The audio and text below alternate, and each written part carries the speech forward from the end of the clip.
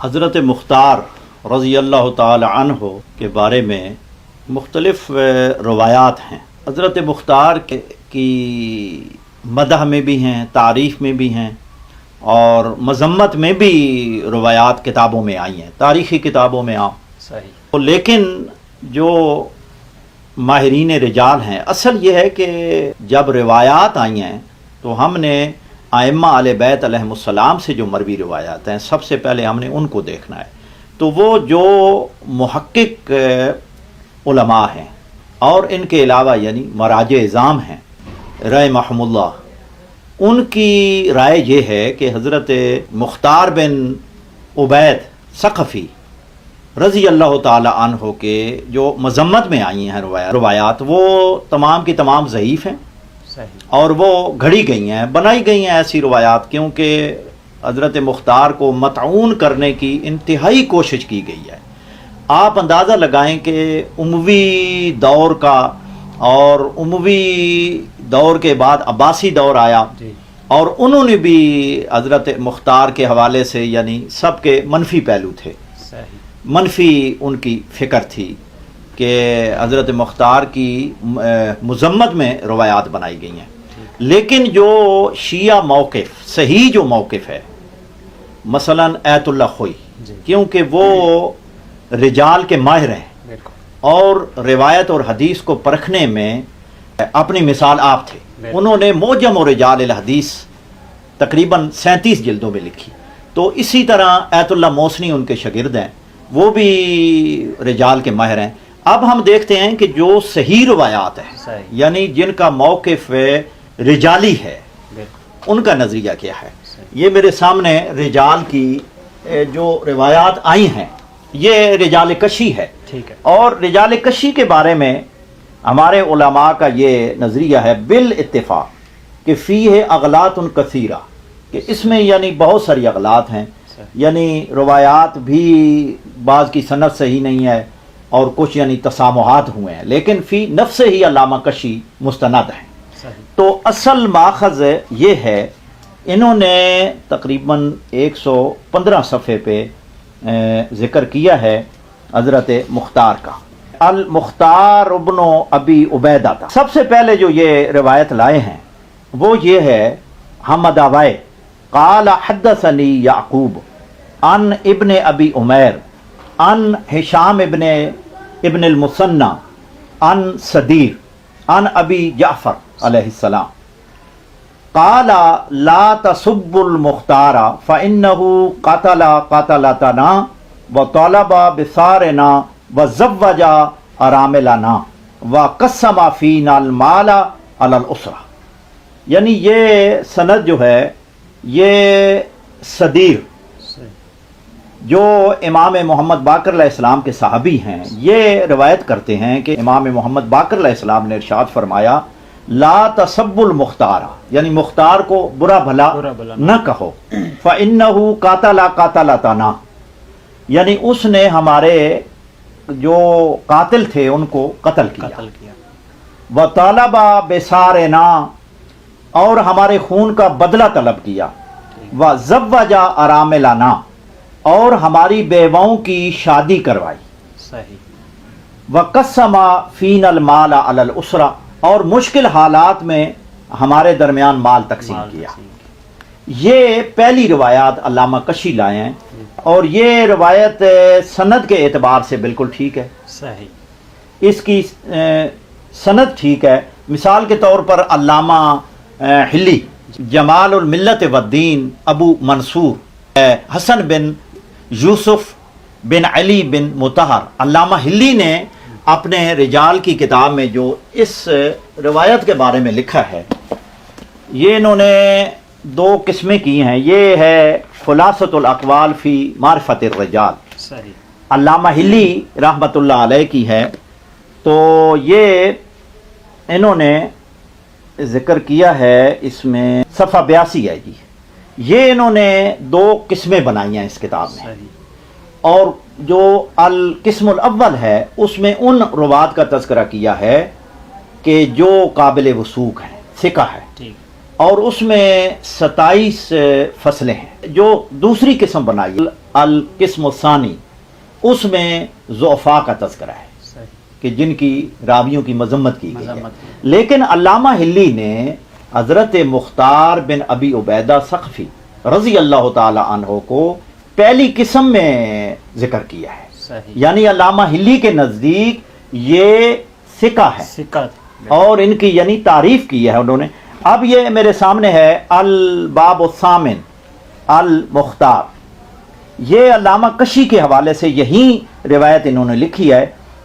المختار ابن ابی عبیدہ تا رول کشیو ان حمد اوائے ان یعقوب ان ابی عمیر ان ہشام ابن المثنی. یہی روایت ہے. اس روایت کے ذیل میں یہ لکھتے ہیں وَهَذَا الطَّرِيقُ حَسَنٌ، یعنی یہ اس روایت کا جو سلسلہ سند ہے یہ یعنی حسن درجے کا ہے. گویا ان کے ہاں یعنی یہ حسن درجے کی روایت ہے. اس کے بعد دوسری ہے علامہ سید ابن طاؤس کی. علامہ سید ابن طاؤس کی کتاب ادھر ہوگی التحریر الطاؤسی.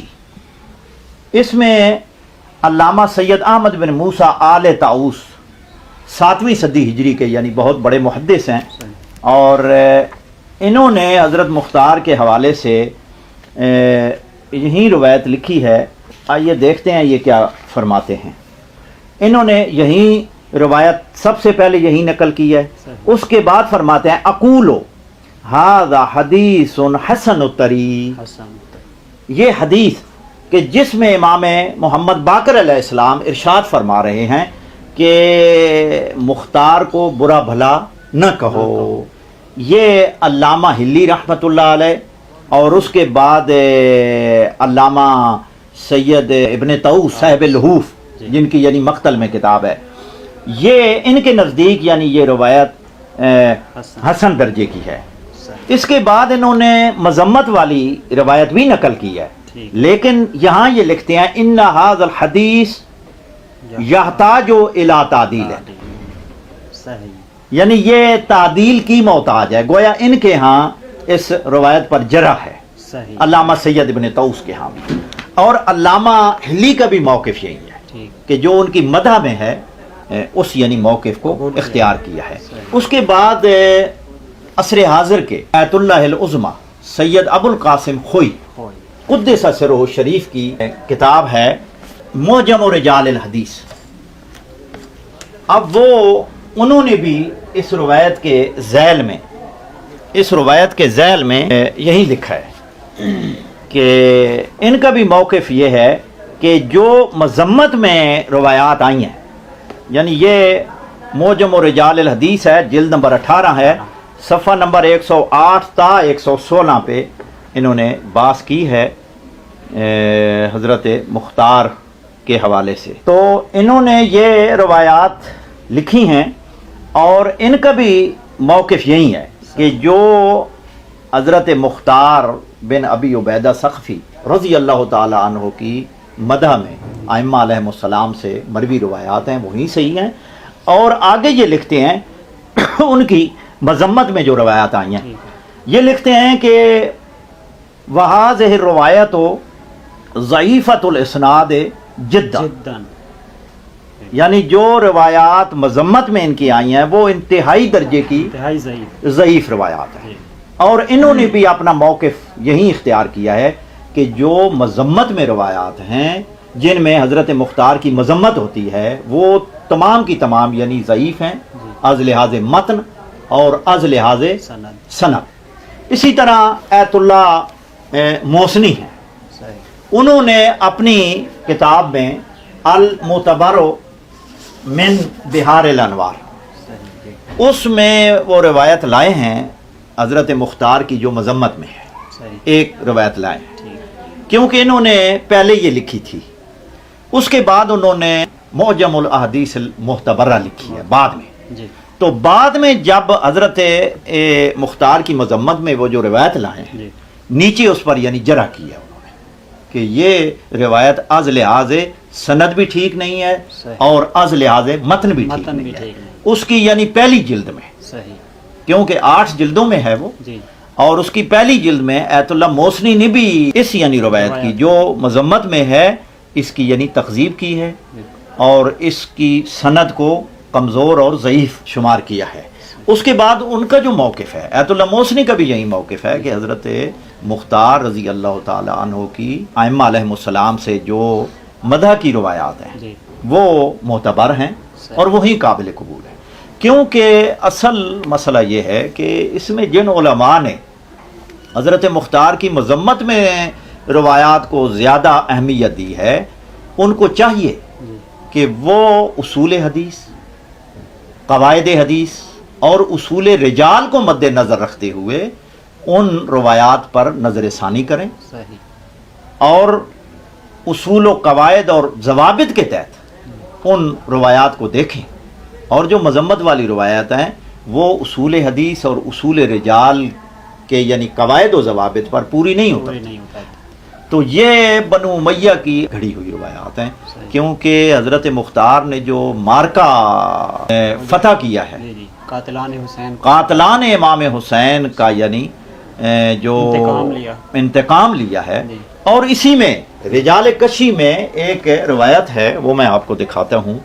رجال کشی، ہاں یہ ہے، اسی میں آگے آپ اندازہ کریں کہ یہ ہے روایت یعنی رجال کشی کی کہ حضرت امام جعفر صادق علیہ السلام سے، اور اس کی سند بھی ٹھیک ہے، صحیح، پورا سلسلہ سند ہے عن جارود ابن المنذر عن ابی عبداللہ علیہ السلام، امام جعفر صادق علیہ السلام قال مم تاشتت فینا ہاشمیۃ ولختضبت حتی بعث الینا المختار برؤوس الذین قتلوا الحسین، ہم میں ہاشمی خواتین میں سے کسی نے کنگھی نہیں کی اور نہ ہی غضاب کیا، حتی بعث الینا المختار برؤوس الذین قتلوا الحسین، حتیٰ کہ مختار رضی اللہ تعالی عنہ نے ان لوگوں کے سر کہ جنہوں نے امام حسین علیہ السلام کو شہید کیا، ان کے سر ہمارے پاس نہیں بھیجے۔ صحیح، اس وقت تک